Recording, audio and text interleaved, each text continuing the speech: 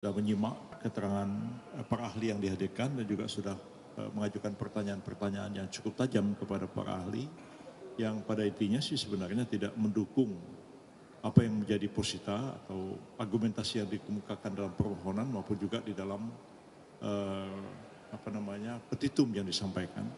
Misalnya dua ahli psikologi yang dihadirkan pada hari ini justru malah menjadi bumerang bagi pemohon nomor 2, misalnya Pak Hamdi Muluk dihadirkan bahwa sejauh mana sih pengaruh dari bantuan sosial yang diberikan kepada rakyat itu terhadap putusan rakyat itu memilih seseorang atau tidak memilih yang lain. Beliau mengatakan hanya 29%, 71% tidak bisa adalah faktor-faktor lain. Kalau memang cuma 21%, 29%, apakah dalih yang mengatakan bahwa bansos itu adalah satu pelanggaran TSM dan bisa dijadikan sebagai dalih untuk membatalkan hasil Pilpres dengan pengaruh yang sebenarnya hanya 29%, kami kira itu sebenarnya terlalu jauh. Itu juga psikolog yang dihadirkan, yang ibu-ibu juga bicara bahwa sebenarnya banyak faktor lain yang mempengaruhi terpilihnya Pak Prabowo, Pak Gibran dalam hal Pilpres yang lalu, bukan disebabkan oleh faktor Jokowi atau faktor apa, tapi sebenarnya juga faktor ketertarikan orang kepada pasangan calon itu sendiri, dan khususnya kepada Pak Prabowo yang menurut beliau sebenarnya sudah berkali-kali ikut jadi capres, ya, jadi cawapres pernah juga akhirnya memenangkan. Jadi itu sudah menjadi satu ingatan publik, ada orang namanya Pak Prabowo yang berkali-kali maju ke pencalonan presiden, sehingga itu sudah familiar, apalagi sekali ini mendapatkan dukungan dari Pak Jokowi, tingkat keterpilihannya menjadi lebih tinggi. Nggak ada sesuatu yang salah dari segi hukum terhadap hal ini untuk membatalkan kasus Pilpres ini, sehingga harus dilakukan Pilpres ulang. Kemudian saya ingin juga klarifikasi tadi sehubungan dengan omongannya Pak Lutfi Yazid, ya. Itu saya mengatakan begini, bahwa putusan Mahkamah Konstitusi nomor 90 itu adalah satu putusan yang problematik. Dan tidak ada orang yang mengatakan tidak problematik sampai hari ini. Memang iya, dia problematik. Makanya dibawa ke DKPP, diuji lagi 2 kali ke MK, walaupun ditolak oleh MK. Dan memang dia problematik. Pada waktu itu saya mengatakan, seandainya saya menjadi Gibran, ya, mungkin saya tidak akan maju ke dalam pencalonan karena saya tahu ini problematik. Tapi kalau beliau ingin mengambil keputusan akan maju, saya hormati keputusannya itu. Dan ditanya pada waktu itu, Anda ketua PBB dan partai koalisi akan mencalonkan Pak Gibran. Katakan dalam demokrasi itu orang yang kalah akan ikut orang yang menang. Apalagi kami tidak merasa kalah. Karena itu keputusan musyawarah koalisi, karena kami bagian dari koalisi, kami tunduk kepada putusan koalisi itu.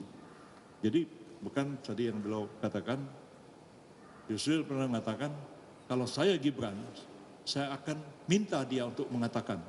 Itu kan gak logis. Kalau saya Gibran, saya akan begini. Bukan kalau saya Gibran, saya akan minta dia melakukan ini. Kan gak logis omongan seperti itu. Jadi saya kira ini clear, supaya tidak menjadi persoalan, karena agak kurang baik juga, ya. Dalam persidangan seorang advokat sepertinya mengadu domba antara advokat dengan kliennya. Itu tidak pantas untuk diucapkan, ya. Kita tidak etis melakukan hal seperti itu dalam persidangan. Supaya persoalan ini menjadi clear, tidak ada persoalan lagi. Sejak awal kita sudah sepakat bahwa Pak Gibran itu kita dukung, kita calonkan. Bahkan ketika beliau datang ke rumah pun mengatakan, saya katakan saya akan siap untuk membantu aspek-aspek hukum yang sepanjang pencalonan Pak Gibran dalam Pilpres kali ini.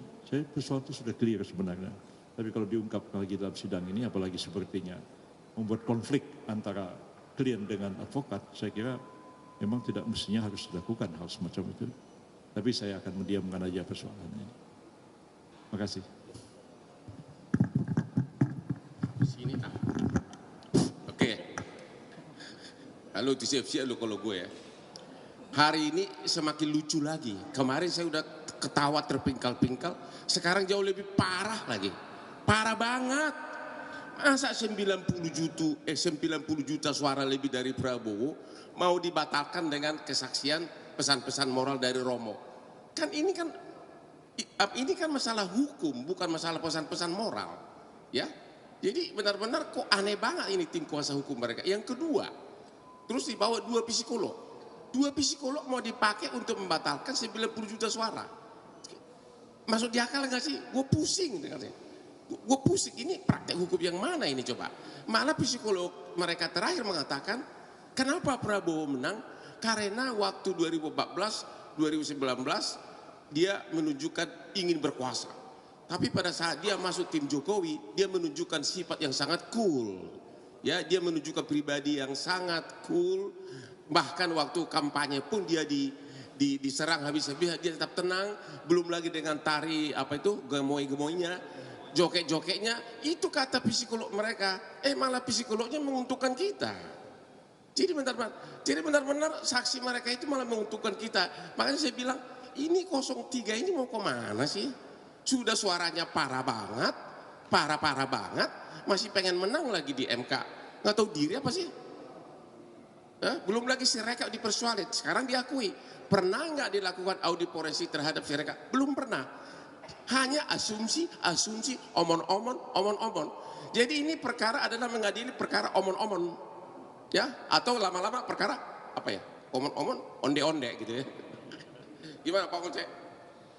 Jadi kalau sebenarnya permohonan ditujukan kepada KPU, tapi posisinya maki-maki presiden melakukan katakanlah tindakan inkonstitusional.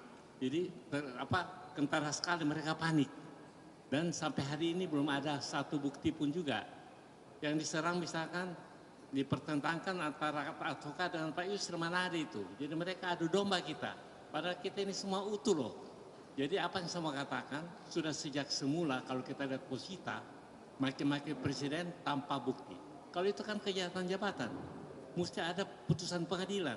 Akhirnya larinya kemana-mana di antara posita dengan petitum tidak nyambung. Terima kasih.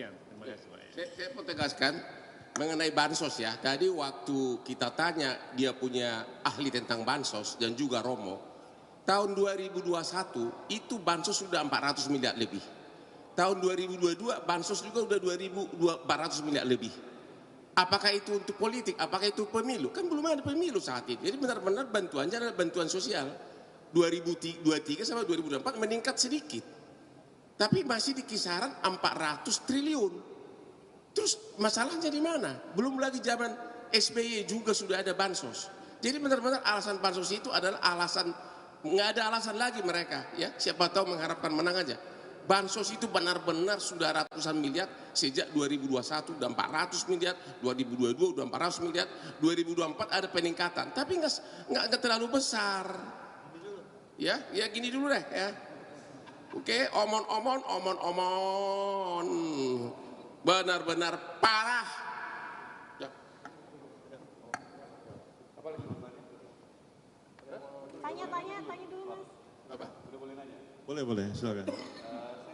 Ada dua pertanyaan. Yang pertama tadi soal kehadiran Romo Magnus Suseno sebagai pengajar etika dan filsafat. Tadi ada statementnya yang mengatakan bahwa seorang kepala negara dengan kapasitasnya presiden, jika melanggar etika sama, dia menyamakan